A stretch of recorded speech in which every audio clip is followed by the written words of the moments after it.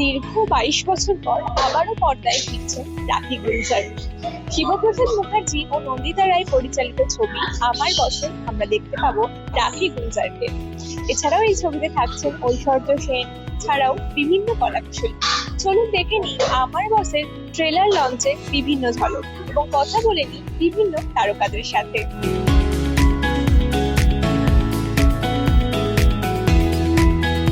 খুব ভালো লাগছে এবং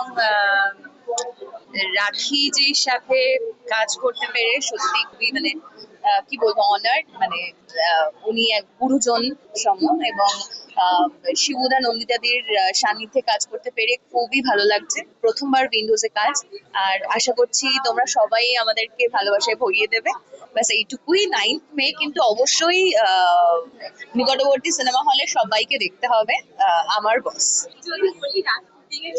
রাখিজির সাথে ওই যে বললাম যে রাখিজিকে আমরা দেখেছি যে কি করে জাস্ট 2 সেকেন্ড আগেই খুব মজার কথা উনি বলছেন, আর উনি ভীষণ উইটি, যেটা আমরা খুব মজার কথা বলেন উনি মাঝে মাঝে ভীষণ, আমরা সত্যি খুব এনজয় করি সেইগুলো।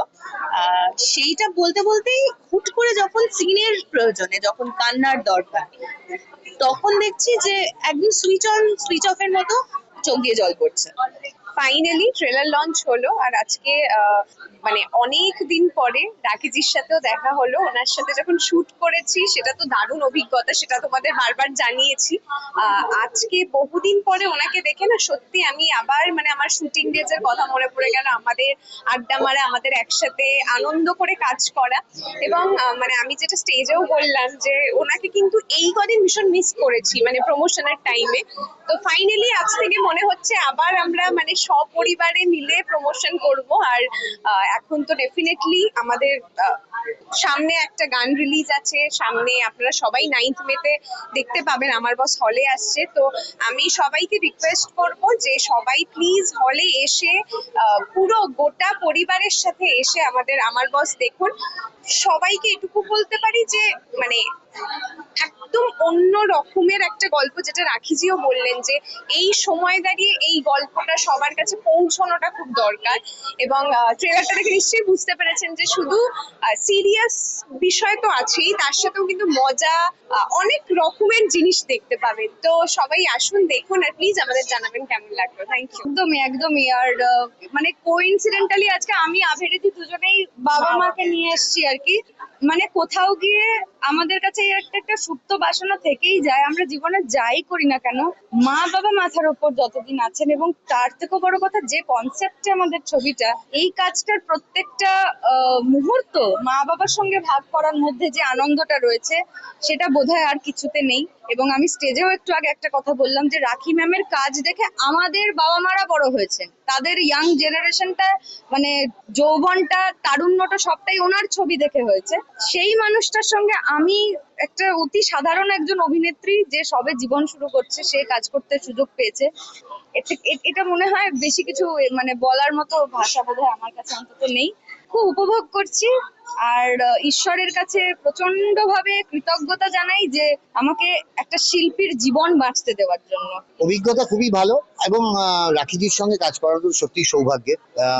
এবং তাকে দেখে শেখা উচিত যে সময়ের সঙ্গে সঙ্গে পাল্টে নতুনদের সঙ্গে কিভাবে মিলেমিশে কাজ করা যায়, এটা সত্যি শেখার। এবং দ্বিতীয় কথা, আমার আরেকটা, আমি উইন্ডোজের সঙ্গে কাজ করেছি অনেক, প্লাস শিবপ্রসাদ নন্দিতাদির সঙ্গে বহু আগে থেকে কাজ আমার জনতা এক্সপ্রেসের পথ চলাই ওনাদের হাত ধরে।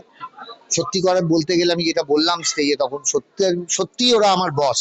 এবং শিবুর সঙ্গে পাঠ করাটা ইটস অ্যান এক্সপিরিয়েন্স, কেননা Shibprasad Mukhopadhyay as an actor I admire, বিরাট ভালো অভিনেতা, তার সঙ্গে পাঠ করতে পেরেছি, ভালো। Thank you. আর রাখিজি তোমাকে একটা ডাক নাম দিয়েছে, সেটা কি? ওটা আমার চরিত্রটাই এমন। উনি একদিন অন শটই রেগে গেল, বললেন বহুত চুগল করো। আমি বললাম যে ইটস মাই ক্যারেক্টার।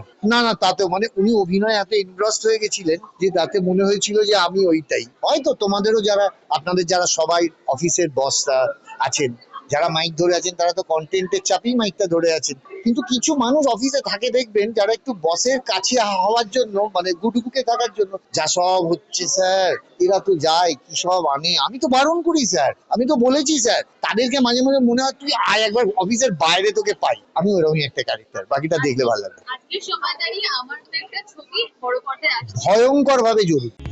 আমরা দেখলাম আমার বসের ট্রেলার লঞ্চের বিভিন্ন মুহূর্ত এবং কথা বলে নিলাম বিভিন্ন তারকাদের সাথে। ট্রেলার লঞ্চ ইতিমধ্যে হয়ে গেছে, এবার অপেক্ষা ছবি মুক্তির। দেখা যাক এই ছবিটা দর্শকদের মধ্যে কতটা জনপ্রিয়তা লাভ করে। ক্যামেরায় কোয়েল রায়ের সাথে প্রিয়াঙ্কা সাধুকার রিপোর্ট, খবর বাংলা, কলকাতা।